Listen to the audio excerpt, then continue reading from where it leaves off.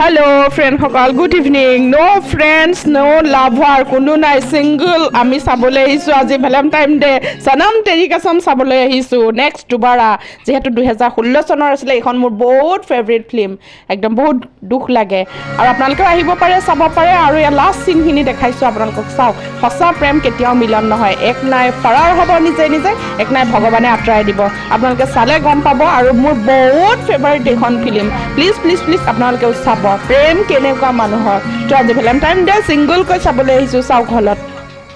कल सुबह तुम मुझे हेरिक करोगे सर